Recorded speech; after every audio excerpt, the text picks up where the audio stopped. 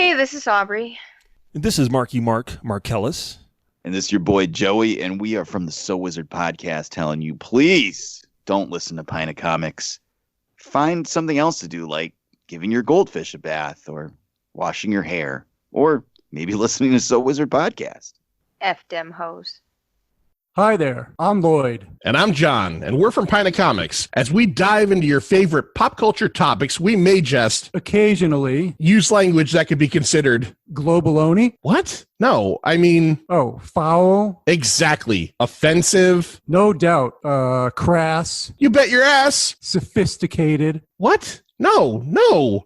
Anyways, you get it by now. It's mostly just Gutter talk. And one more thing. Watch out for spoilers. Sometimes we drop them like trousers. You've been warned. Listen in.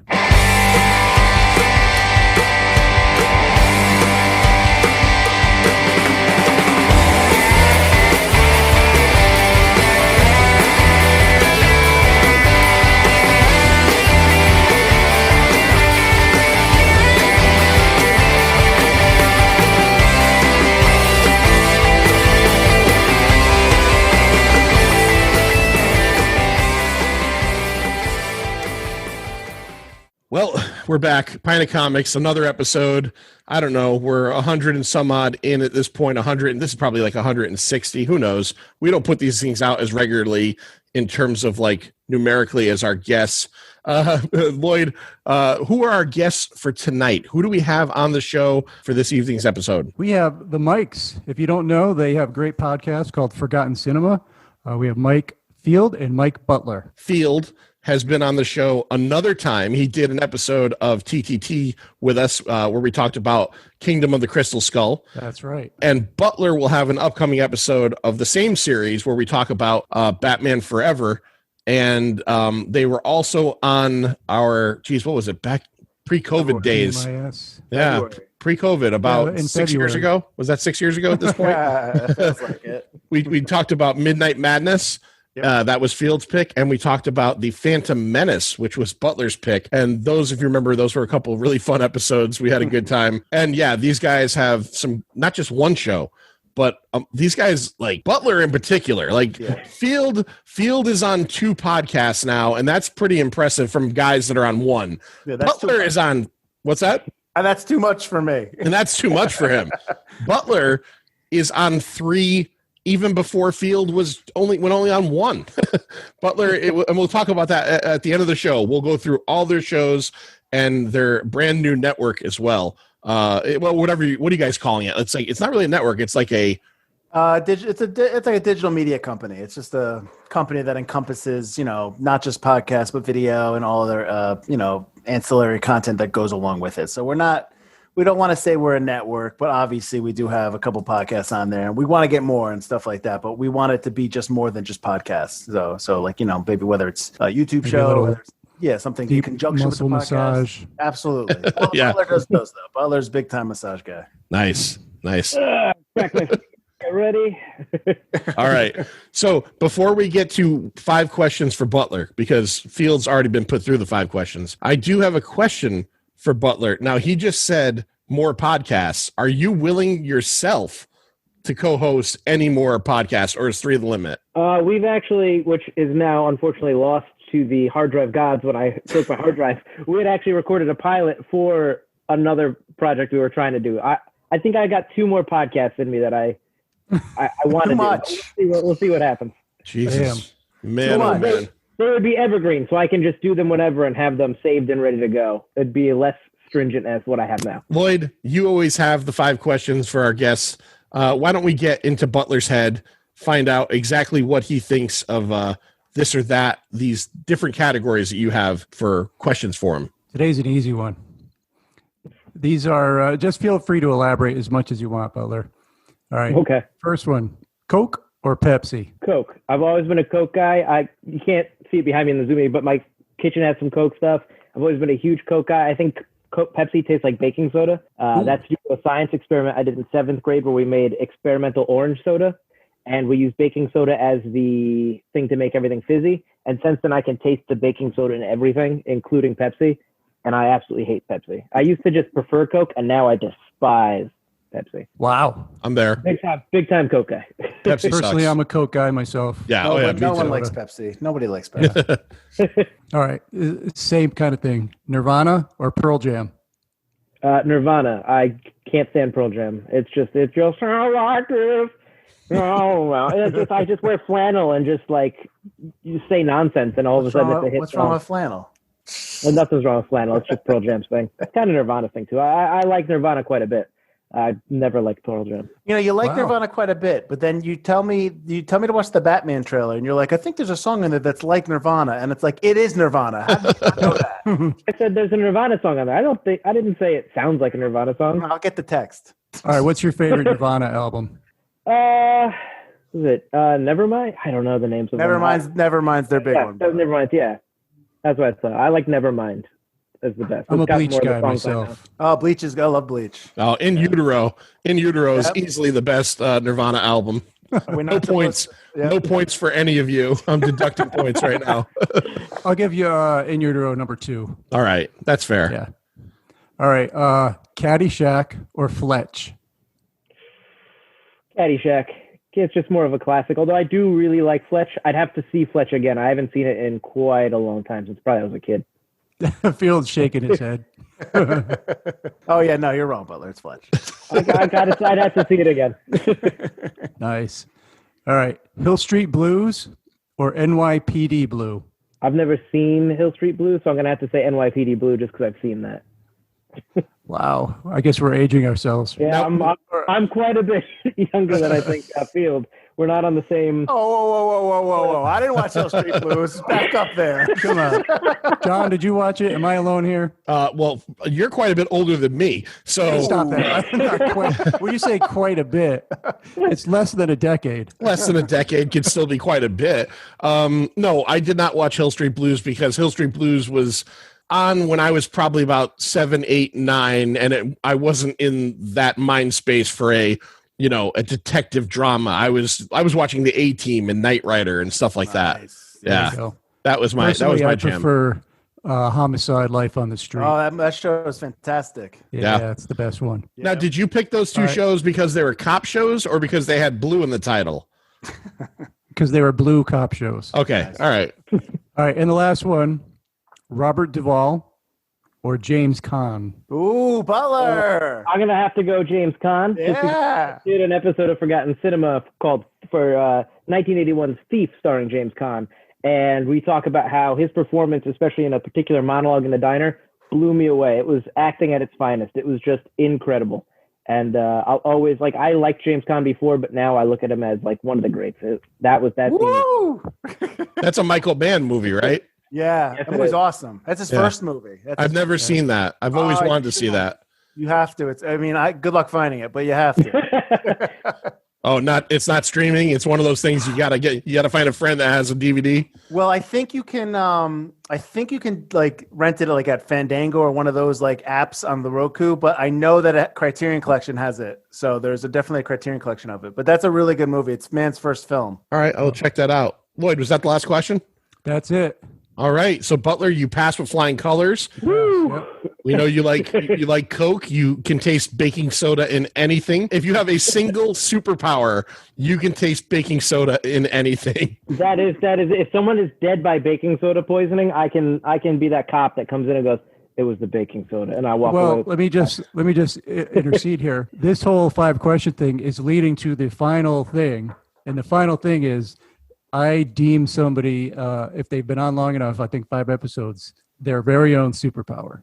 Ooh, Oh, So okay. already got a head start on you. Nice. All right. All right. All right. So way back in January, whenever that was, when you guys recorded with us, I think I invited you on to do 100 proof, and we talked about Scalped, right? Yep. And that's what this episode is. With life things and COVID, I totally forgot about it. And eventually Field in a conversation brought it up again and said, "Hey, look, I bought that book." And you fucking reneged on this. And I'm like, oh my God, we're going to get sued. So this is actually a legally binding episode of Pint of Comics. No, so we want to sit here and talk about Scalped and the first 11 issues get into it. And I think it's really interesting because from listening to one of your newer podcasts that Field is on, which we'll talk about later, I've learned that Field has almost completely not read any comics in his life. And Butler, where are you at with comics? Unlike Field, who was probably like a jock in high school or whatever, I'm a freaking nerd. I collected Superman comics starting the year before Death of Superman, and I just collected Superman comics religiously until I was about 18.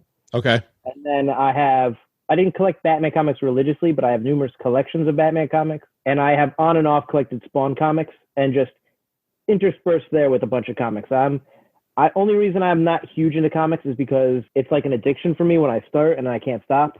Like when New 52 came out, I started buying them all because I had to, and it killed my entire wallet. And I was like, wow, I have wasted my checking account. Well, not wasted, but I have $0. No, I read the New 52. You wasted it. You wasted it. You wasted it. You wasted it.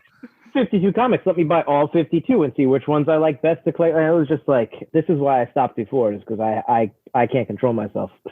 All right. Well, hopefully, I'm hoping you like Scalped. And I guess the good news is if you did like it, it's only 60 issues. So the worst that happens is you buy some collected editions. Let's talk about it real quick. This book is called Scalped. It's from Vertigo Comics, which Vertigo was a imprint of DC Comics that was known for their darker material. Sandman, Hellblazer, Preacher, these are all books that are known pretty well for being Vertigo Comics. This is 60 issues long total. It ran from March of 2007 to August of 2012. I couldn't believe it's already 8 years old in terms of ending because it feels like just yesterday. We read in, I think, different ways, possibly, the first 11 issues of Scalped, which consist of 3 different story arcs. The first one, issue 1 through 3, is called Indian Country. Issues 4 and 5 are called Hokahay. Hokahay, by the way, this is a book that revolves around Native American life. I had to look this up. Hokahay was Crazy Horse's battle cry at the Little Bighorn. So that's what he screamed out, I guess, multiple times. And then issues 6 through 11 are called Casino Boogie. And those last 5 issues kind of are focusing on single characters that we meet in the first 11 issues. This is written by Jason Aaron. Jason Aaron is a name that people who don't know his name right now are going to know it better in probably a year or two, because Jason Aaron is the guy who essentially created Jane Foster Thor, which is going to be the focus of the next Thor movie, Thor Love and Thunder, I believe it's called, Taika Waititi's sequel to Ragnarok. So he might get a little bit more mainstream cred out there. I think if you're a comic book reader at all, at this point, you must know who Jason Aaron is. Comic readers do, but what I'm saying is that all of a sudden, Field has no clue. Field has no idea. Aaron has written Wolverine, Thor, obviously, Southern Bastards, which is kind of it's a great book through Image, and it's almost like a spiritual sequel to Scalped. It feels like it's set in the same universe. And it's very much a crime book, which Scalped is as well. His first thing he ever wrote for Vertigo was a book called The Other Side, which was a mini-series about Vietnam. It followed an American soldier, and it followed a Viet Cong soldier, and separately. And I did not write his name down, but Jason Aaron's cousin wrote the book that Full Metal Jacket was based on. He's got some genealogy there. The artist on this is a guy named, here's his real name. It's Rajko Milošević Guerra. He's a Serbian artist who lives in Spain. He goes by the nom de plume for R.M. Guerra. So his real name is Rajko Milošević. Guerra, G-E-R-A, is a nickname. When he moved to Spain, he added the U to make it Guerra. So R.M. Guerra. And in all honesty, Lloyd, unless you know, I don't know anything else mainstream he's ever done. He's done a lot of independent and foreign stuff. But doesn't he draw The Goddamned? That's also a Jason Aaron book. He might.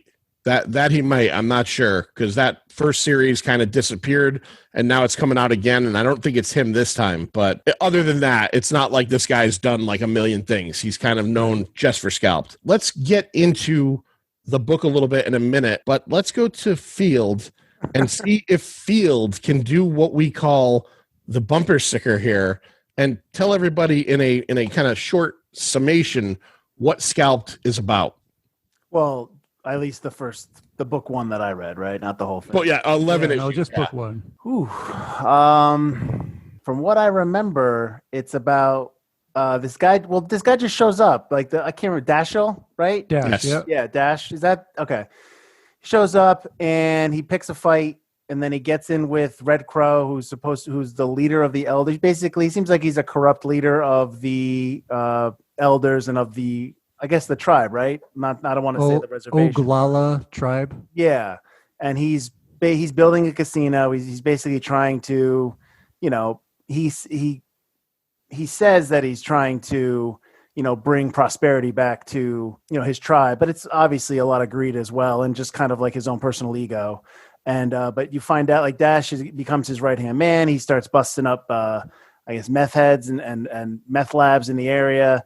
But then you find out that Dash is actually an FBI agent who he did grow up there. He left, and there's like a backstory with his mother, and his mother has history with Red Crow. There's this whole, at least the stuff I read up to in terms of book one, they go back and forth between stuff that happened in the 70s and what's happening now. And there was when the FBI raided the reservation, and there was an incident, the FBI agents died, and his mother could be or couldn't be involved. You don't really find out until the end of whatever I read. And then, but that's kind of, they tell both stories concurrently, and you kind of get the sense that you start learning things that happened in the past that are affecting the future. And it's just basically Dash trying to take down Red Crow for this FBI agent who definitely has an axe to grind with Dash and not just Dash, but his family, his mother, and the people that are surrounded, whatever happened in the 70s. So it's kind of like I want to say like a crime drama almost, if I think that's accurate. It's tough. I mean, with comics, or I guess with this, is this a comic or is this a graphic novel? And is there a difference? Yes. That? Okay. Well, it was put out in monthly issues, comic books. Yeah. So then it's technically a comic. It's not referred to as a graphic novel. No. So a graphic novel, this is something that pisses me off about the Walking Dead television show. Right. Walking Dead television show at the beginning says based on the graphic novel by Robert Kirkman. They didn't want to use the word comic book for some reason. A graphic novel is something that comes out in that format right away. So I'm trying to think of a good example. Watchmen was not a graphic novel. Watchmen came out in 12 issues. Scalped came out in 60 issues. They collected it into what would be called trade paperbacks or collections. So like what Butler just held up is the first of 5 of the collected editions they did. A graphic novel would be, I'm trying to think of a very good idea of one in particular, but a graphic novel would be a standalone story that never came out in floppy form in individual issues, but was put out direct to market as like, let's say 100-page soft or hardcover. That's a graphic novel. Do they? Right. Let me ask you. This. I know I'm already getting off topic, but do they do that so that they can be put into bookstores? Is that why they do it like that? I don't know if that's necessarily why they do it like that. I think they do that to get more stories out there. But Gotcha. Collected editions also, like if you went to Barnes & Noble tomorrow, and if you were looking on, like let's say looking through the Batman books, 9 out of 10 of those Batman books, if you pull them out, would say this collects Batman Volume 2, 12 through 23. So that's a trade paperback because that was already released as a set of floppies. But yeah, I think they just do that sometimes. Those are the big sellers in the bookstores. Oh yeah, comic books are not big sellers in bookstores. It's all the trade paperbacks and graphic novels, if you will. I mean, there's examples, but I don't think anybody who's not into comics would really recognize any graphic novel titles. There's any real popular ones. Yeah, I know that there's got to be something, but like in that moment when you're like, it's like you got to know the answer. Everybody in the building blows up. It's like I'm blanking. There's one by Ed Brubaker called "All My Heroes Are Junkies." Okay, that was released strictly as a graphic novel. Oh, okay. What's funny is we'll bring up the other podcast later, but I actually was reading Civil War for the other podcast in conjunction with this. So I was kind of familiar with the idea of the combined comic. So But yeah, that's back to what I was saying. That's what Scalped, I guess, book one was pretty much about. I don't want to kind of give any spoilers away if we don't want to do that. Oh no, we'll spoil it. We're fine. This is 12 years old. I'm gonna ask Butler something because this is something that stuck in my craw when I read Scalped the first time. Butler, did you see the ending of issue 1 coming at all, where you find out that Dash is a Fed? I don't think so. Not really, because he's just angry. It seems like he's like a Western, like he's on a mission for revenge.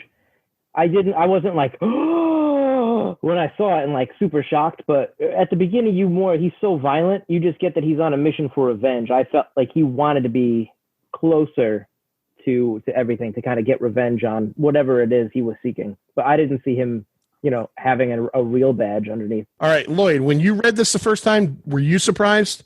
I was surprised. Yeah. Yeah, I was surprised when it was revealed that he was a FBI agent. I got into Scalped later than it started. I think it was on issue 13 or something. And I bought the first trade. And when I bought the first trade, I did what you do. And I read, and this is the trade. I don't have that anymore. I have the collected edition. I read the back of the trade to see what this book was about. And right there, it tells you, but he's an undercover federal agent. And I'm like, you motherfucker. It's only one issue. I get it. It's not that much of a spoiler, but it really kind of pulled the rug out from under me for that first issue at the very least. I don't know. I don't think it should be advertised that way. Obviously, you hear the beginning of our show, there's spoilers. So if you haven't read Scalped yet, fuck you. He's an undercover federal agent. All right, let's talk. It's a good reveal. It's a reveal worth not, getting spoiled over. Yeah, no, it absolutely is. All right, let's talk a little bit before we get into some of the story stuff about the characters. Lloyd gave us each 3 to talk a little bit about. So I'm going to start. This thing also, by the way, takes place in the Prairie Rose Indian Reservation in South Dakota. And the characters are all part of the, I hope I say this right, the Oglala Lakota Nation. Yeah, that sounds right. Oglala Lakota Nation.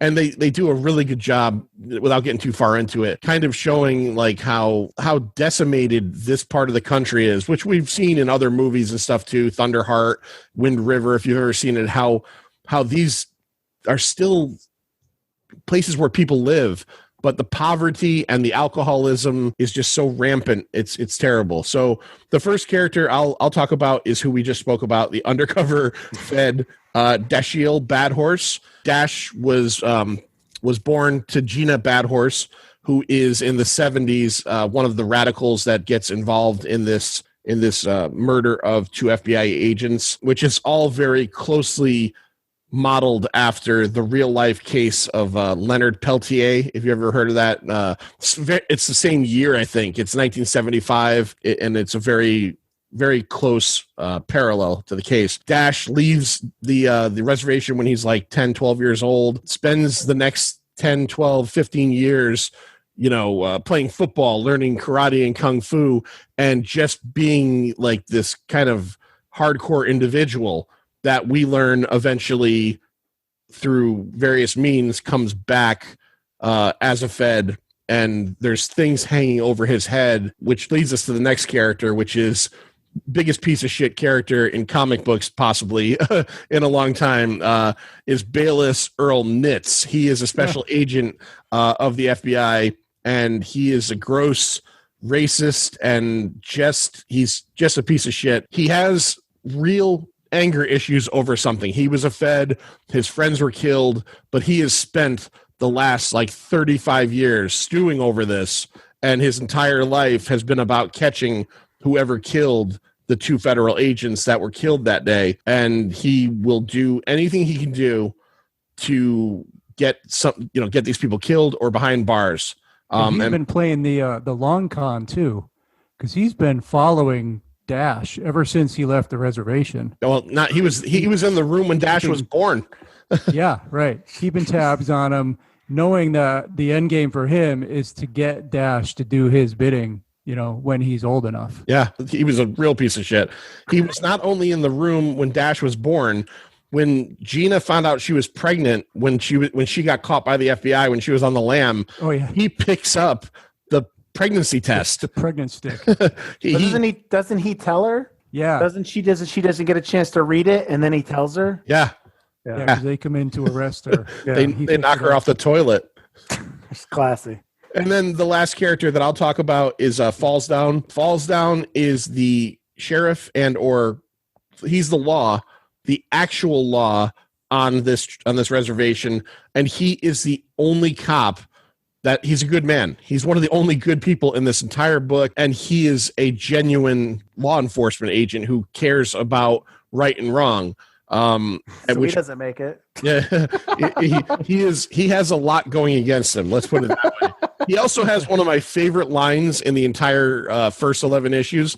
Is when he at one point he's teaming up with Dash on a stakeout or a bust. Dash makes a joke about his name. He's like, "What kind of name is Falls Down?" And he says, "Hey, we don't all get the cool sounding animal names." Right. That was a great line. I love that line. All right, Lloyd, why don't you cover the next two? All right. Or three. I want to go back to Dash for just a sec. Yeah, because he is basically, he's a brawler. He is definitely a badass. I think Nitz calls him a borderline sociopath. He taps into his anger, when he's fighting, but he's really not. It's hard to describe. He's not an asshole. I mean, he's antisocial. He's not a killer. He's not a cold-blooded killer, even though he might come across as one.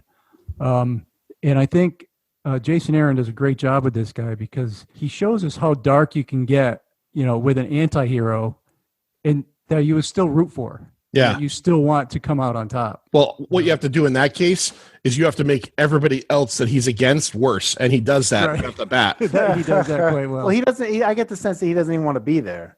Like he wants nothing to do with this. Right, he doesn't because right. Nitz actually has something on him that he keeps threatening. Yeah, to reveal. They bring it up. They bring it up in these issues, but you don't find out till later. Oh, okay. But Nitz, he's essentially doing this because he has to do it, and it's also part of Nitz's plan to kind of use Gina's son against him. All right, Manster, who you got? All right. Well, geez, you want to go to me next, huh? I could go to. Well, you know what? Screw you, Butler. My guys are more like not as high profile as your guys. Okay. Oh, you got the weak guys. We got the big ones. You got the good ones. All right. Heavy lifting, huh? We'll go to Butler next. Butler, who do you got? All right, so my first one is probably the most important of my three, which is Gina Badhorse, Dash's mother. As you said, she was part of a group of, I don't want to call them freedom fighters, but they were radicals. Radicals, yes. Or as Nitz calls them, domestic terrorists, who believed in the rights of Native Americans on their reservations. They did protests. And unfortunately, at one point in 1974, or was it 75? 75? Two FBI agents came onto the reservation land, got killed, even though Gina did not want them killed. And an innocent man went to jail, and Gina's kind of been living with that her whole life. And she's also been living with this guilt because her son Dash, as we said, ran away from home at 13. And she finally has a chance, although he wants nothing to do with her, to kind of make things right or talk to him. And unfortunately, Gina does not really get a chance, as very quickly on in this, about halfway through book one, she is scalped and left for dead, which kind of, I guess, continues the whole storyline. And we see her a little bit in flashbacks as the book goes on, but for the most part, who she was in the 70s, I can't think, is basically a big part of what this book is. Right. Yep, definitely. Yep. Murdered halfway through the first book. Terrible mother. I mean, basically all she cared about was her activism and not her own son's, welfare. When she makes her kids stare at the dead bodies. Oh, yeah. That was like, geez, all right, calm down, lady. That's to show him that shooting people is bad. That's a life lesson right well, there. she really didn't take to that lesson. I was gonna say, Field, you've never taken your kids out to the back and shown them a dead body? No? Anytime I see a dead animal, I always get them in the car and we go down there and we take a look. Yeah. You put your nose in that. Listen, it's all about Stand By Me over here. You guys want to see a dead body? Oh, Dad, not again. All right, who do you have next, Butler?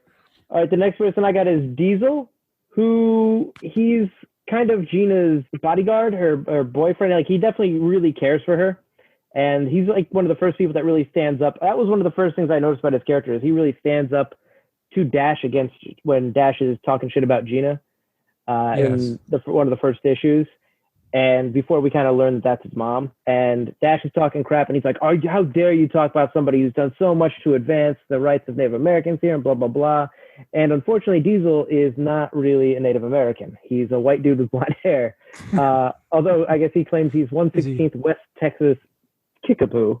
But that's I think that's probably a comment on a lot of people who go, I'm 1/17th Cherokee Indian and stuff like that. So he kind of ends up, after her death or her absence, he goes to investigate, what's going on. He's trying to find out what happened to Gina, and he's basically I guess he's a good guy in a way. He gets a nice flashback. He gets a nice little flashback as a kid. Yeah, he gets his own episode or issue. Yeah. Towards the end there. I feel like when we talk about how the cop was one of the good guys, but I feel like Diesel's not all bad. Diesel's been down and out since he was a kid, right? I mean, nobody even liked him as a kid because of that. And then they come to the reservation to his house one day and kicked him out. Basically they said, well, we can't have your son here anymore because he's not a true blood. Yeah. So that was a big, source of contention for him. He's somebody who doesn't have a place in this world. Right. So he struggles to find that. Yeah. He's Fights quite a worst bit of with what? Dash.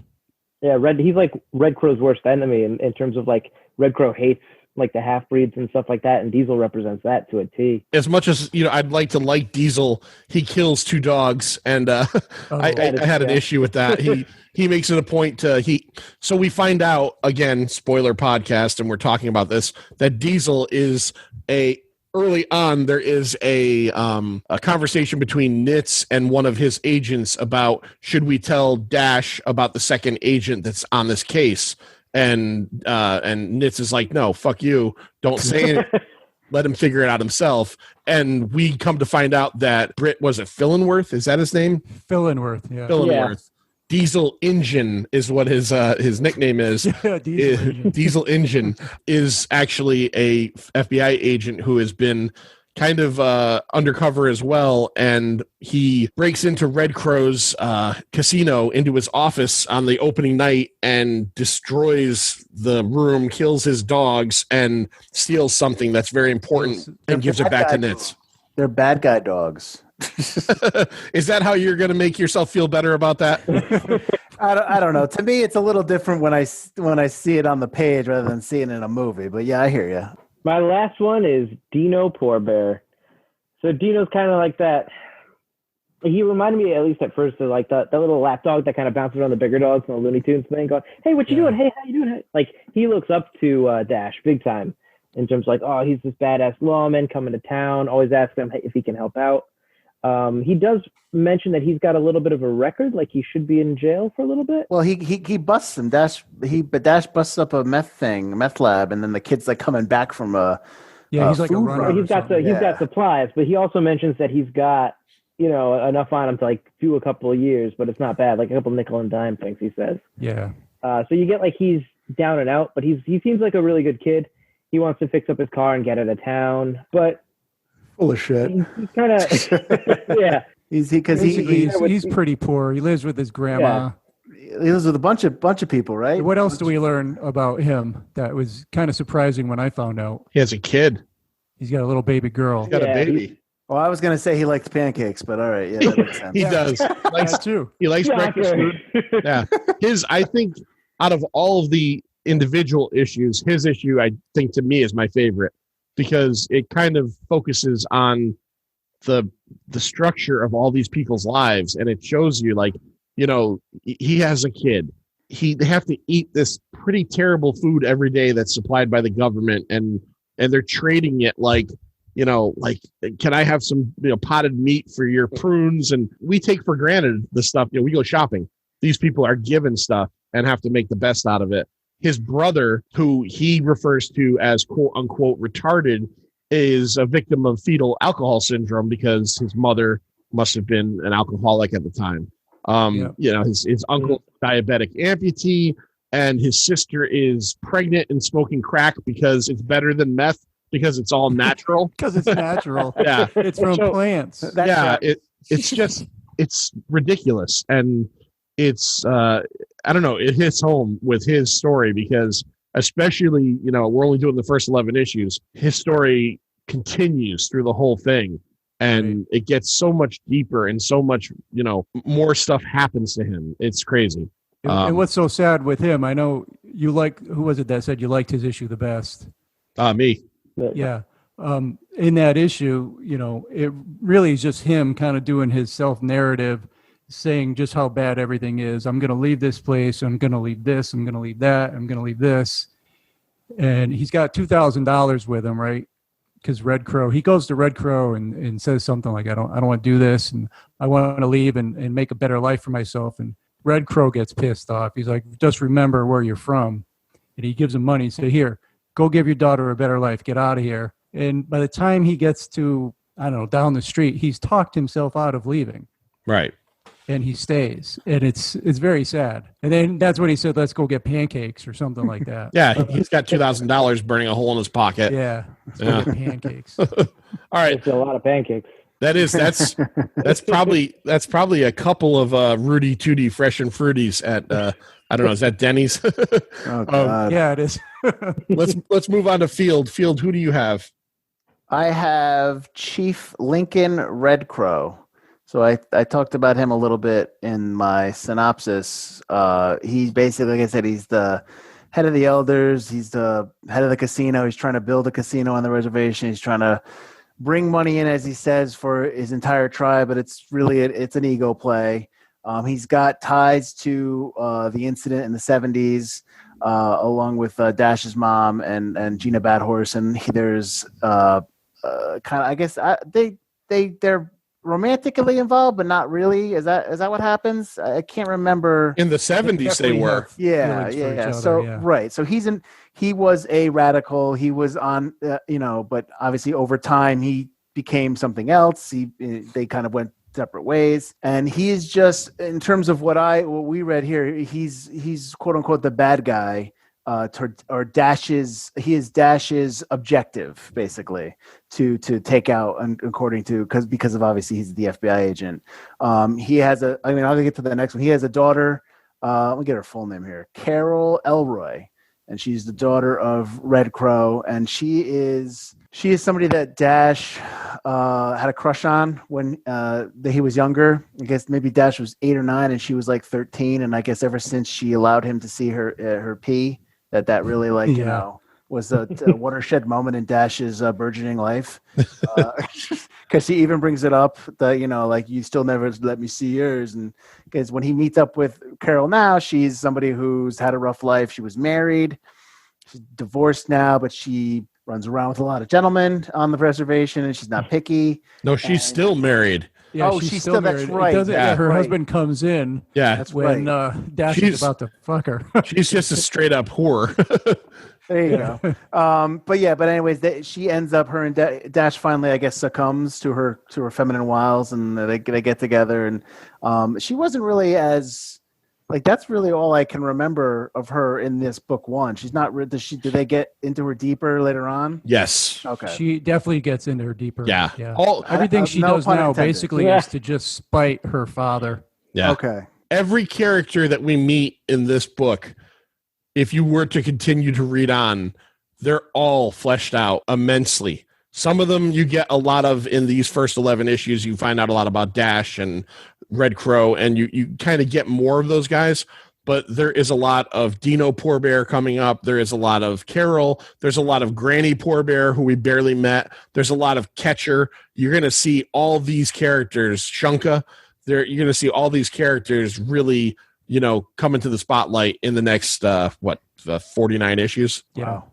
So then my last one, you just said is Uday Shunka Sartana. Is that right? Did I say that right? Yeah, that's right. Sartana? Okay, and he is Chief Red Crow's bodyguard, and I guess his closest friend.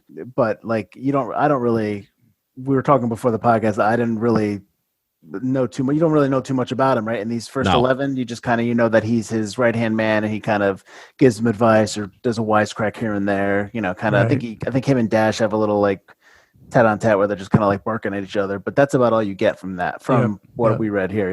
Yeah. I'm gonna spoil this. He's a little suspicious of Dash for sure. Yeah. Right. Yeah. Shunka, by the way, is like the Lakota word for dog. That's what Shunka means. I'll just spoil this because it's not really a huge spoiler going forward, but there's an issue way down the road that the entire issue from page 1 to page 22 is a physical fight between Dash and Shunka. It is visual storytelling at its best. It's so fucking good. It's awesome. That's all I'm going to say. So if anybody needs any enticement and likes violence, then keep on reading because you're going to get some severe violence. All right, Lloyd, who are your 3 characters? All right, so I'll just say my first one's not a character. It's called the Dog Soldier Society. So this is the rebel group from the 1970s that basically Red Crow was the leader of. Native American activist group. They fought the federal government for the rights of the indigenous people. So that included Lincoln Red Crow, Gina Badhorse, Catcher, Lawrence Bellecourt, and Reginald Standing Rock. So Lawrence Bellecourt, actually, I don't even have him listed here. Well, he's the one that takes the rap. Yeah, he takes the rap for the killing of the 2 FBI agents. He's currently in prison. And he's at one point, Gina goes to visit him.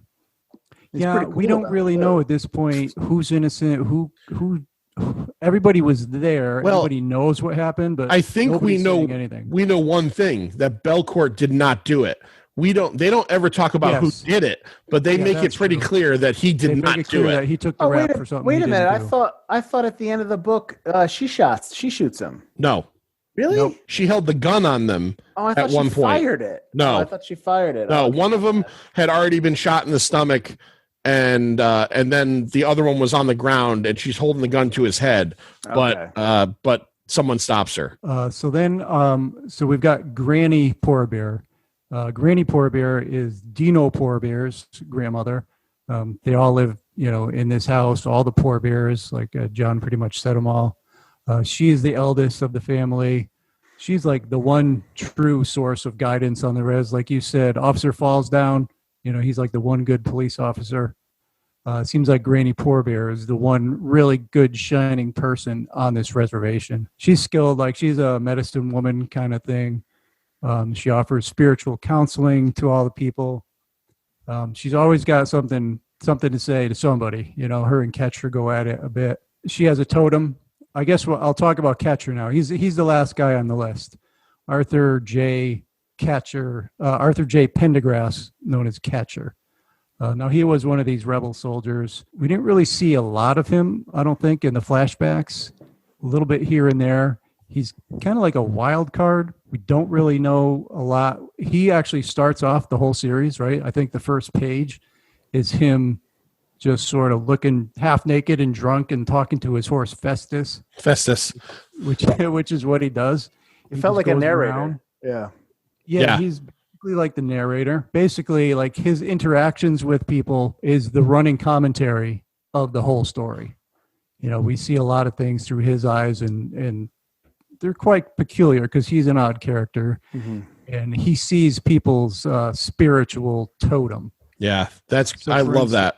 Which is really cool. So when he sees Granny Poor Bear in the end, it's like a big, strong bear. Like he just sees him standing behind her. That picture is so great too, that frame, because he's like 100 years old and she's like this big and she's bent over and hunched over and huge glasses. And then her totem is this giant black bear standing behind her. Yeah. And also when he sees Dash after Dash is leaving the casino. Notice the Dash totem. Dash's totem is he's covered in cobwebs with spiders all over him. Spiders. Yeah. Lincoln Red Crow, his totem was like a dead stag or something like that. Oh yeah. Was that in this one? When Catcher goes into Red Crow's office, when he holds him by gunpoint, and he's sitting on the floor like with his dead dog. Before he leaves, he sees him, and it's like he's leaning up against like this emaciated dead stag. It's pretty cool. Butler, do you remember from reading this what the one major secret that Catcher knows that nobody else knows because he saw something? He knows. Does he know the murderer? No, he knows. That's not the secret. He knows the murder because he was there, but that's not the secret. He knows that Dash is an FBI agent. Oh, right. Yep. he saw Dash and Nitz having a conversation. Yeah, Catcher is like what do you call it? Omnipresent. He appears out of ceilings. He appears from behind walls. He appears from tops of cliffs. Yeah, this I guy's love pretty his amazing. line when you first meet him when Dash is beating up everybody in the bar and he goes, "I'm too fucking sober for this," and walks away. Yeah. Yes, I love yeah. that line in the book. Yeah. There's that great moment too where because he's a drunk, he's a longtime alcoholic, and he's leaving Red Crow's casino, and he's on he's essentially saying to himself that he's on a mission, and he knows what he has to do, and he's walking through the back room of the casino, and he walks into that wall of alcohol, that all the cases, and he's like literally holding his mouth over, because he's like that's like a fat man finding a wall of spaghetti, like, oh my god, wall of spaghetti. Yeah. Did you see the other pile of alcohol? Remember all the kids that the cans goes out and buys everybody a can of beer. Yeah. There's a massive pile, like as big as like a junkyard pile. Yeah. Just beer kids from these kids. Now I want to ask you guys, because you guys, especially Field, have said that comics for Field wasn't such a big thing. Butler a little bit more, and you guys are traditionally a movie podcast. When you read this in your head, could you see this on the screen? Was this something that you could picture as a television show, or along the lines of like Sons of Anarchy, Sopranos, the kind of shows that have been popular in the last 15 years that focus on kind of like these dark sects of society? Is this something that you guys could see? I'll start with Field and ask him. I mean, yeah, of course. I've watched. There's a couple of shows I've seen that have kind of dived into that kind of storyline in terms of like you talked about Wind River. I've seen. I watched the show Longmire, which I love, and that kind of deals a lot with that too. I think that there's a lot of stuff that happens now in this book one. Like, there's a lot of stuff that I think if you're gonna do a TV show or a movie, a movie would be tough, but TV show, you're really gonna have to take the time to introduce all these characters. If you're gonna have the two concurrent storylines of the past and then the present, which can work, but it's a big cast. It's an endeavor. I don't think you'd be able to get like season one. You probably have to bring a lot of the stuff that maybe you guys already know about beyond book one into season one, because you're going to have to introduce all these characters, and it's going to be a long one. Yeah. I mean, they did develop a pilot for this. Well, didn't you say it's coming out or something like that? It was, they filmed the pilot and it didn't get picked up. Got canned right away. Yeah. Oh, really? 2016 or 17. It was cast. It was going to be on, I didn't write this down. WGN. Is that a station? Oh, that's, those guys, they did the Manhattan Project one where they were all, they're just basically like 2 seasons where they were all building the bomb, basically. Okay. Yeah. They've got some okay shows. Is it called WGN America? Yeah. It's supposed to deal with like a lot of like shows that are set in America in the past, like a lot of stuff that takes place in the past, like historical stuff. So yeah, this was cast. It was filmed. It was done in 16 or 17, and after it was, I guess, shown to network, they didn't pick it up. So I'd be interested to see it. I'd be interested to see what they did in the pilot, just to kind of, I'm curious now. Cause thinking about like what's in this story, I'm curious how you kind of parse out like what you want to show, what you want to do, because you're going to eventually combine characters. You're going to eventually like maybe cut people out. I'm curious like what they do. Right. But yeah, no, it can be done. I think it's an endeavor. I think it would take some time. Butler, do you think this is something that you could picture yourself watching or think would make for a good television show? Yeah, absolutely. I think you'd have to do it kind of like less like Sopranos. I think you do it more like how AMC is handled The Preacher, and do it over the top, because a lot of the violence in this is very over the top. And the way Preacher handled their story was kind of take the meats and bones of the comic story, but kind of alter it to a TV show kind of format, kind of like how Field said. I don't know about combining characters, but you would have to combine storylines, those flashback single issues, would have to be put into the first like 5 or 6 episodes and go on, and you'd have to have subsequent stories where Dash is actually doing some actual police work and not just doing Carol or Not just busting heads. Yeah, absolutely do something like that. Dash has 2 levels of policing. He nunchucks your teeth out, or he's off in a field watching Carol fuck some guy. Right. That's his level right there. He's like, where are you going to be, Dash? He's like, number 1, I'm going to go to this like meth heads like barn and I'm going to kick their asses, and then I'm going to go watch Carol fuck. You just find me in either of those places. No wonder WGN didn't pick it up. Yeah. That's, I don't even know. This might be a little too extreme for even AMC. I don't know. Well, you're gonna have to take off some attributes from some of the characters, like Nitz, right? That's The FBI agent. Like, he's a little too over the top for screen. Like that's you're gonna have to bring his tenacity to get these people a little back. And it can't be so overt. It can't be so, just over the top. It's got to be like you're gonna have to give him a better reason, like so that the audience can kind of understand why he's after them. Like I totally agree. I think you guys are right. I like what Butler said about Preacher, because I'm a big fan of Preacher, the book, and they did a good job with the show. It's not the book, but they took the book, they took the bones of the book, and they made it the best show that they could have made. Yeah, and it was watchable. It wasn't a great show, but it was definitely watchable. I thought the first couple of seasons were very good. Yeah. I didn't and bother. They ended it in time. So. I didn't bother. I love Preacher, and everything I heard about like the first season was that it had nothing to do with Preacher, and then it I guess the second season is where they started adapting the comic, and I just wasn't that really interested. Picked it up. Yeah, and is that where they canceled it? So. Yeah, I think in 4 they canceled it in 4 maybe 4 5. seasons.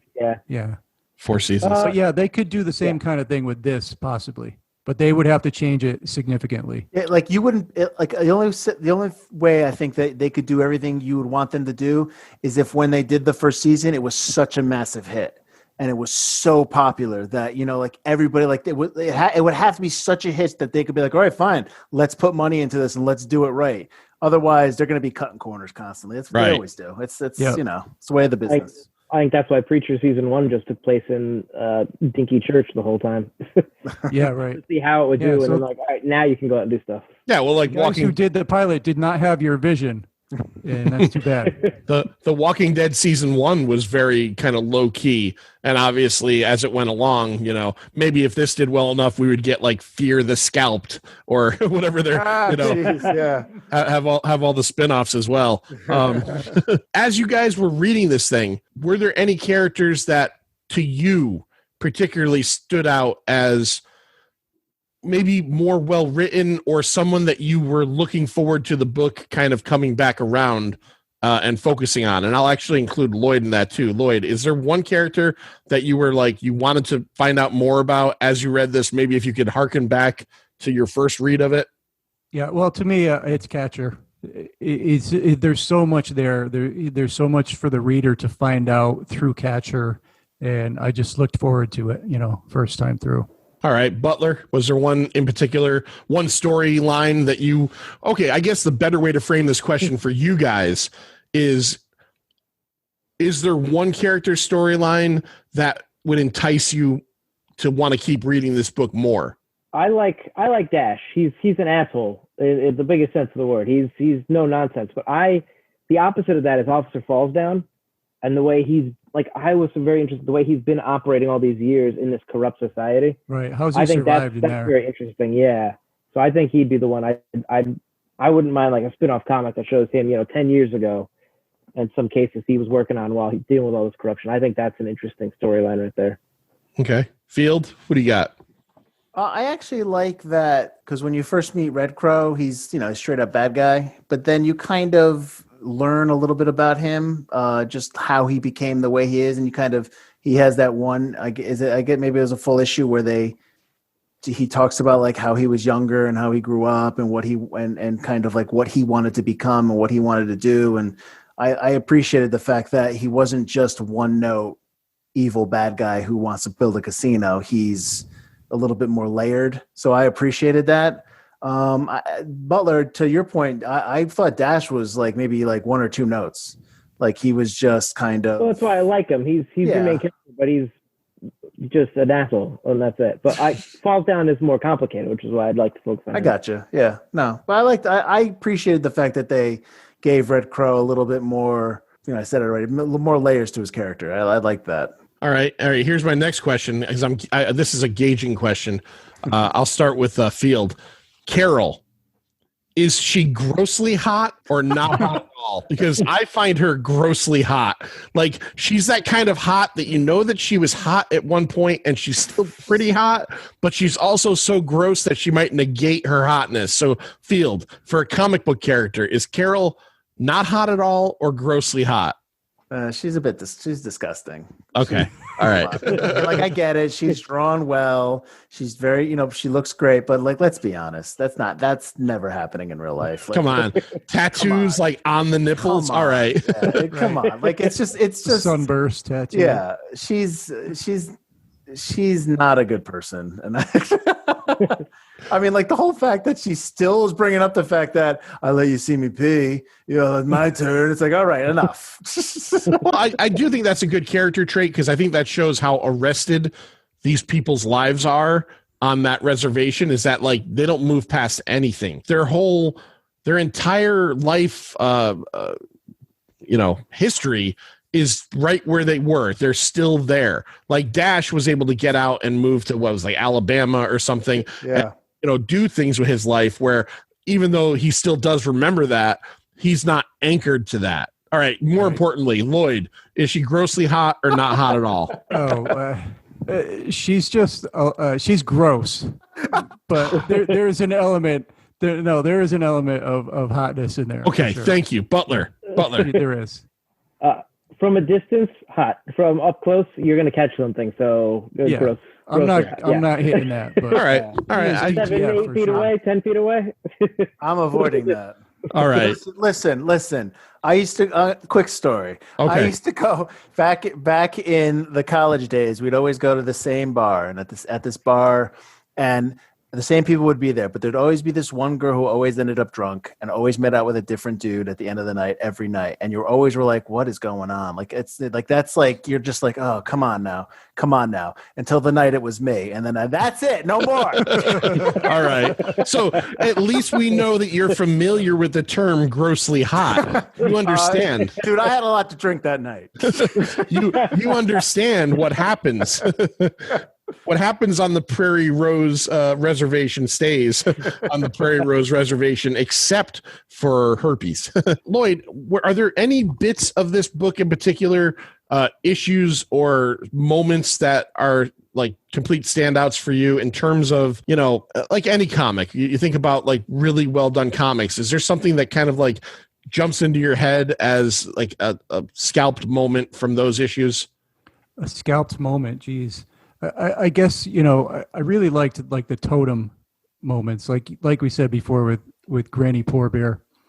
It's like moments like that I don't know, that's not going to work so well in a TV show or in a movie, I think, but in the comic form, it really works. The whole book itself really, I think, works better as a comic than in any other medium. Yeah. No, I agree. I just, knowing the Forgotten Cinema guys are very visual guys in terms of with movies and stuff like that, and Field being a director and Butler being an actor. I just wanted to gauge their idea on that. Thespian. Now, both of you guys. Now, this is another question. I thought of. Hold on a sec. Go ahead. We got this little fucking weird Zoom connection thing. A moment that I kind of liked, it really showed you the feeling of the people who are uneducated in this reservation. I think it was the youngsters, really. Weren't they talking at one point about another casino in like Florida or something? Yeah. And they're like, oh yeah, everybody there gets $6,000 a week, for doing nothing, or a month, $6,000 a month for doing nothing, man. It's like, this is going to be great. Like, they're so far out of it. Well, and Dino Red Crow is only in this for himself. He's not giving maybe they'll get like 20 cents. Yeah. Yeah. And not just that, but Dino, who is this. Yeah, and Dino knows better. Right. He's much smarter than he leads on initially because, he's standing there and he goes, it's Florida. People go to Florida. Right. He goes, look at this. Nobody comes to this shit, Right. And all you see is like dry desert. It's, it's flatland and it's not good. It's not a great place. One of my other favorite bits that they worked into this is the fact that they named the neighboring town Whitehaven. And I think Whitehaven, they said on the population thing was like population 56, but then underneath it said it had the highest alcohol sales. I can't remember the one. 4 million cans or something like that. 28 people. Yeah. That's pretty brutal. What I was going to ask you guys, I'll start with Butler, is this is a comic book, so obviously it's a visual medium, and we've talked about story, we've talked about some of the writing. What did you think of the art? I thought the art was pretty good. I think some panels worked better than others. I really like, and I can't remember his name, the assassin that is hired to take out Dash and falls down. Or I guess not take out Dash, but he's got like a half-melted face. Yes. I thought he was drawn really well. I especially like there's a scene where he's sitting in the chair with his face slightly tilted up. And there's certain shots of Dash. Yeah, certain shots of Dash that just make him look, if you were reading any other book or you just picked this up at a comic book store and just like swipe through the pages, when you looked at Dash, you would think that's the bad guy of this book.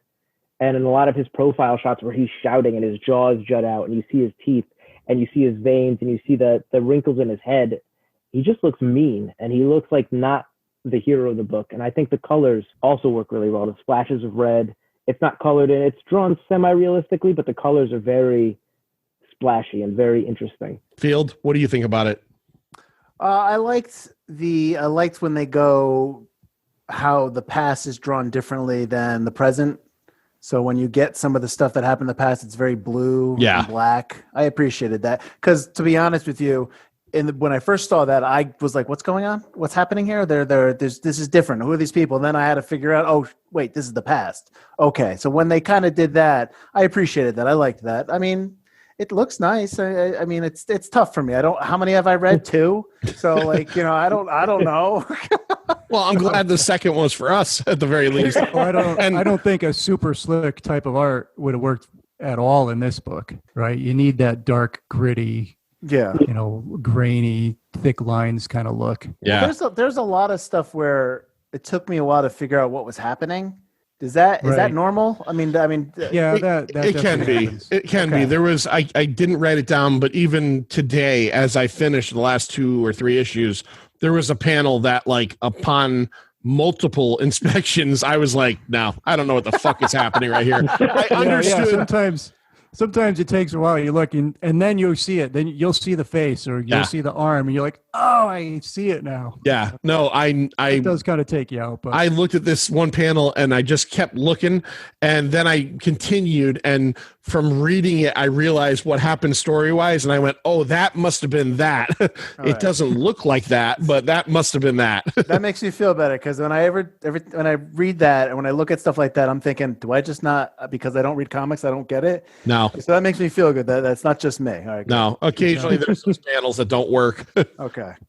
But it is very cool to reiterate what Field said about, the different shading of flashback scenes and even like the word balloons were different colors in those scenes. That's one thing that comics does well. And there's no straight up rule about any of that stuff. You just kind of pick it up as you read a book. Each book is sort of different, does it its own way.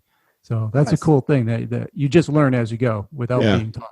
Did you guys we kind of talked about this a little bit, but the structure of these 11 issues, now, like Field said, there are bits that go back to 1975. Okay. And that's a full on flashback, but the structure of these 11 issues is telling a bit of the story and then jumping back 3 days from this point and then telling some story and jumping back 5 days from that point. Did you guys have any issues following that structure? As someone who has read far more comics than Field, I don't think so. I think it kept, because a lot of it was at the beginning him talking to Nitz. So a lot of it is you went back and you had these little action beats in between this conversation, these dialogues, kind of filling in almost like, oh my God, Guy Ritchie style of well, why this happened? Well, now let's go back to that. I'll show you. And I thought it just kept those pages more interesting than doing full-on flashback or full-on conversation with the flashback as its own little part. I liked that it was cut up and put in between each other. Field, were you the same way? You were able to follow it pretty well? Once I figured out what was happening, yeah, it's. I mean, I've seen enough movies and TV shows where they've done this concept, where you've had full episodes that deal with a completely another person's backstory, and then in the last 5 minutes it ties into what you had just came from the previous episode before. No, it was fine. Once you figure out the rules, it's fine. But to Lloyd's point before, when he was talking about how each kind of like it translating into a TV show, the fact that they take full issues and go and tell another person's story, I think that's another reason why it would be very difficult to adapt to the screen, because I mean, they just go back and just tell another character's full story. How are you to do that when you're trying to tell, an entire 13 episode adventure, and you're going to take one episode, you're going to take 6 episodes and go back 6 different characters. So that's very difficult to do.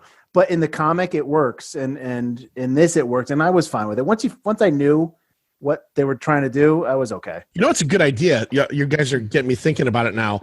Is maybe as like an addendum episode of Pint Comics, maybe we could each all find the pilot and watch it and do maybe a short episode, kind of talking about what we thought of it. That might be a nice little entry. I'll look for it. I don't know where we can find it. Find that. Yeah, I've never bothered to look for it because in my mind, I'm one of those guys that if I watch it and I like it, then I'm going to be like, fuck you for not making this. And then on the other end, if it's terrible, I'll be like, thank God they didn't make that. You know what? I can ask my buddy who's in the biz, see if he can track it down. He might be able to know somebody that worked on it. Maybe he can get a copy of it. Yeah. I can't promise anything, but I'll ask him. Hey, don't promise anything anyway, because we're talking about this now. And if even we think we're going to do it, we're not going to do it for another year. So that's how we roll on Pint of Comics during Well, it's COVID. just good to have it to watch. Lloyd, is there anything else in particular story-wise you want to bring up, or anything you want to talk to the mics about their experience reading this? Well, I basically want to know from the mics, would you consider continuing reading this story, or are you just done? Are you out now? Well, since Butler read my book 1, if he buys book 2, I'll read it. I guess that's only fair.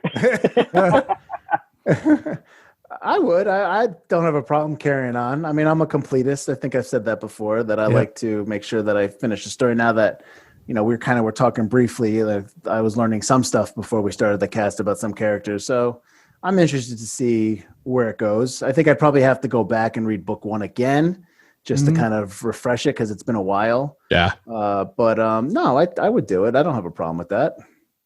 Mike. What about you, Butler? Yeah, I'm always down for a good comic book. The plot line is interesting. The characters, the way it's drawn is really cool, and the characters are, they're deplorable, but I want to continue and see where they go.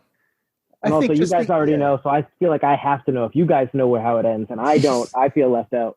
Well, just because it's a standalone too, it's like there's a beginning and an end. It's not like it's finite. I like that. Yeah, I'm not jumping into a Hulk. Right. And I have to follow years and decades of storyline. If it's just that standalone, then that's a little bit more palatable to me. So I don't have to worry about what's happening next. But because like I told you, I read Civil War. It's like after I read it, I was like, I don't need to figure out what's happening. I don't care what's going on after that. Yeah. Well, it was Civil War. Yeah, Civil War is like that. You absolutely don't need. How about you, John? Are you gonna continue reading it again? Yes, actually, I pulled out book 2. So I had read this. Like I said, I got about 13 issues in. I bought the first trade, and I think I started buying it in earnest from issue 20 to 60, 22 to 60, something like that. And I read it all the way through from that point. And about 5 years ago, they started with these, the edition that Field owns, that Butler is holding hostage. They started with those in hardcover. So I bought those, all 5 of them, over the course of some time. And just like anything else, I said to myself, I'm going to reread this someday. And I never got to it. And now that the motor's running, and I've read the first 11 and Get the motor run. got the motor hum, and I absolutely loved it again. I want to get back into it. And in all honesty, I can remember how things go, but I don't remember the machinations of it all. So I'm excited about being able to reread all that. And actually, as a little side story, so this ended in 2012, August. 2012, October, New York Comic-Con. I went with Lou and our friend Kingpin. Lou had to use the bathroom, so he disappears into the bathroom. I walk over to Rick Remender's table. Rick Remender is a comic. Happens to you. Yeah, Rick Remender is a comic writer. He wrote a book called Fear Agent and another book that became what was the television show they recently made that got canceled? Deadly Class. Deadly Class, right? So he wrote a couple things that were pretty popular. He wrote Venom for Marvel for a while. I go over to his table and I bought a trade paperback and he signed it for me. And as I was standing there, Jason Aaron, the writer of Scalped, was hanging out with Rick Remender. And I had met Aaron a year prior at Comic-Con and he was super nice. Like he started talking to me at his table and I talked to him back, and when I started to walk away, he kept talking to me. Now, it's not like I don't think he was like that into me, but it was cool that this guy was like that kind of that cool about everything. So we were standing at Rick Remender's table, and Scalped had just ended, and all I said to him was, I said, dude, you nailed the final issue of Scalped, because I've read a lot of comic books and I've read a lot of comic books that ended, and I've read some much like TV pilots or TV shows or movies where they do not stick the landing, where you're like, damn it. Be interested to see if you guys continue, if you agree. But I think the last issue of Scalped is fantastic. And I said that to him and he goes, oh, thank you very much, man. He goes, I was very nervous and, trying to bring everything together. And a lot of stuff that happens in the issues leading up. So it was just kind of like he had to tie everything up. Mm-hmm, there was another guy there, like a fan, who said, when are you going to write the next version of Scalped or like a story or something? And I looked at the guy and I said, I hope he never writes Scalped again. Doesn't touch it ever again. And Jason Aaron goes, thank you very much. He goes, you're absolutely right. The story's over. And I said, I'm not kidding, dude. I said in like 10 years, which won't happen now because Vertigo's gone. I said, when Vertigo does like their, 30th anniversary and they want everybody to write like a single issue story from their book, I said, don't fucking do it. I'm like, because you're not going to improve on and or add anything to what you did here. And he's like, no. He goes, absolutely done. And he had said to me too that he had something similar in the pipeline, and I'm fairly certain he was talking about Southern Bastards. Which, if you haven't read that, is absolutely fantastic. Yeah. Maybe better than Scalped. Nah. Maybe. No. It's Southern Bastards is great. It suffers from, it seems like he's kind of forgotten about it syndrome, where it didn't end. It hasn't come out in years. And so I'm a little irritated at that. Yeah. All right. So I'm in the same book as you with Scalped. I'm going to reread it. As you know, I've forgotten the ending by now. I mean, I know generally what happened, but I don't recall, any specific details at all. So I'm looking forward to rereading it. Yeah, it's well worth it. So now that we're at that point, I think it's fair that we get to our rating point where we talk about what we think of this book on a scale of 1 to 5. 0 is an option, guys. All I got to tell you, you give it a 0. You ain't coming back on Pint of Comics. Coming back. If you are looking for an excuse not to come back on Pint of Comics, hey, I gave you your out. Let's start. Well, let's start with us, just to be fair. Lloyd, I'll go first because I'm going to make it hard to beat. Scalped issues 1 through 11. I give it a 5. I love this. Oh wow! I give it a 5. I love everything about this book, and maybe the 5 comes from the fact that I'm anticipating what's coming. And I know I love it, but I think it's great. So I'm going to give it a 5. What is that? Well, give me a frame of reference. What else would you give a 5 then? Watchmen. Okay. Yeah. You have to grade on a different scale because knowing that this is just a part of a story. Sure. But if I were to give Scalped 1 through 60 a grade, it'd be a 5. Okay. Yeah. So now that I'm thinking about grading in a Scalp scale, I guess if I were to give it a grade against the next books, maybe because this one is more setup, I'd give it a 4.25. So a 4.25 on the Scalp scale, but overall Scalp gets a 5. Manster, what do you give it? Wow, it's so complicated. Yeah. I gotta There's like give 8 it, grades there. I gotta give it 4.5 scalps out of 5 scalps. Oh, poor 4. All right. Field, what would you give this book? And we're going to take it easy on you because it's two things, kind of easy and not, because you've only read 2 comics, but the other one was that piece of shit Civil War. So,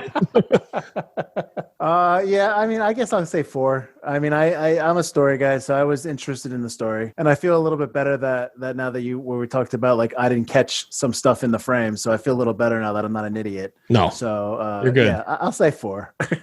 All right. Mr. Butler? It really is a lot of setup. I am interested to see where it goes. And I mean, I have read the Preacher comics from Vertigo, and is Why the Last Man Vertigo as well? Yes. Yeah. Yep. Yeah, I've read both of those, and I like those a lot more than Scalped, I would say. They're just kind of more my thing. So I would say about a 3.5 for me for Scalped. Okay. But it could improve with those, because you guys love book 2, it seems, way more than book 1. So I am still interested to see where it goes. Yep, fair enough. All right. Fair enough. Fair enough. You're allowed back. You didn't give it a 0. That would I've watched Batman Forever far too many times for you guys. we will talk about that when we get off the show. Now that we've done our business, Manster, real quick, why don't you tell everybody where they can find us, and then we will put all of our focus on these 2 guys over here. All right. Well, you can find us at pinocomics.com. You can read lots of great articles and reviews. Subscribe to the podcast on Apple Podcasts, Spotify, Stitcher, etc. You get new episodes weekly. Go ahead and give us a review there. You can subscribe to the YouTube channel for podcasts and video reviews. On Facebook and Twitter, we're at Pintocomics. On Instagram, we're at Pint_O_comics. And to hear Sir John talk to a bunch of people, turn on WESU Middletown 88.1 FM on Sunday nights at 6:30. You can stream the show on wesufm.org and on the TuneIn radio app. We'll move over to the Forgotten Entertainment guys and let them talk all about their brand new venture. And I'm going to let you guys figure out who's going to talk about it. So shoot. figure it out. Well, what do you want to do, me or you? Oh, whatever. I don't care. Oh, I you mean, I suck. got more podcasts, but whatever. Yeah, go ahead. You go. All right. If you like to hear me and Field banter and argue with each other, we've got one podcast we do called Forgotten Cinema, where we look at movies that for some reason seem to be forgotten by audiences, whether because a more popular movie was released at the same time or the film simply didn't catch on with an audience in its initial run. We'll discuss what we love about the movie, maybe don't love about it, fun facts about its production, and we'll go into why it was forgotten. Forgotten Cinemas is every Wednesday, part of the Forgotten Entertainment family. I've also got Two Player Bros, a podcast about 2 guys who play way too many video games. You join me and my buddy Dave while we talk about all things Xbox, PlayStation, Nintendo, VR, PC. We have it all. We play it all. Every other week we do a post game where we do a deep dive into either a new game or a newer classic. That releases every Thursday. And I've got Cracking One Open with Mike and Elise that I do every Friday. It's a podcast about brews, news, and pop culture reviews. We crack open a new craft beer, or this week it was a cider. Talk about what goes into making it, the history of the brewery or the brew, the ingredients as well, the hops, what hops do what, and our tasting notes. And then if we have time, we'll wrap it up with a little bit about what's going on in pop culture now, right now, in terms of like movies, TV, that kind of stuff. That's every Friday. All of those 3 podcasts part of the Forgotten Entertainment Network. And I've also got a bunch of audiobooks you can find on audible.com. Just look for the name Michael Butler. I've got a bunch of horror books out. I do a bunch of accents. It's a lot of fun. Anything else? Anything else you do? I've got 2 other podcasts that might be coming out. Jesus Christ. I know. I Seriously. I can't imagine doing more than one. Like, there have been times I've thought about, like, so we do like the Pint Movie Invitationals and we do Scary Larry's Pint of Horrors. And there have been times I'm like, well, if we had enough time, could I make like Pint of Horrors its own thing? And then I immediately go, fuck no. Yeah. I'd have to edit another podcast. I'd have to promote another podcast. I'd have to put another podcast out. Yeah. It works under one title. So you guys get a ton of credit for that. Now, Field, you have recently started another podcast as well. What's this? So our third partner in the Forgotten Entertainment venture is Pat Whalen, and Pat is a big time comic book guy. And I told Pat that he's got to get on your show because you guys would have a lot to talk about. He's invited anytime. He so we always would talk about Marvel movies, and he wanted to get into the podcast world because we got some other things we want to do down the road. So he wanted to get used to kind of like being on a podcast. So we started something called Yet Another MCU Podcast, where we take each individual movie in the MCU from Iron Man all the way to where we are now, which is Endgame. Well, it's going to be Black Widow in 2028. And we talk about the movie itself. Each episode is the movie itself, the difference between the comic and the movie, and then the movie, its place in the MCU. Because Pat's a comic guy and I'm more of a movie guy, there's a lot of back and forth between, because I basically just ask Pat what's going on, like why are they doing certain things. So it's a nice conversation, and we have some fun with it. We go through the phases. So we're just wrapping up phase one now, episode 6. And then we'll do a couple bonus episodes where we're going to talk about the history of Marvel Comics and then the history of Marvel Studios and stuff like that. So I don't know, like after, like when we catch up to the movies, I don't know what we're going to do after that. But right now, we're having a good time. We're enjoying it, and we enjoy talking. I enjoy talking about movies with anybody. So, it doesn't bother me. And Pat, Mike's been on a couple episodes. He did the first 2 Captain Americas. I started listening to episode First Avenger today. Yep. And, it's funny because I don't know if Butler is having some like beef with Pat, because like maybe it's like this weird podcast host, like who's Field's real like girlfriend, but like Butler on Forgotten Cin, which I love, and you have like Butler seems like a little bit more like I don't know, like he's a little bit more talkative, and on this episode he's good, you're good, but you seemed a little quieter. Like I was thinking the whole time, like, is he like, fuck this Pat guy, this guy going behind. I'm not the host, so I don't want to step on toes, and that was the first one I was on, so I didn't know how they were exactly doing it. So I'm just kind of taking a step back. Yeah, I figured that.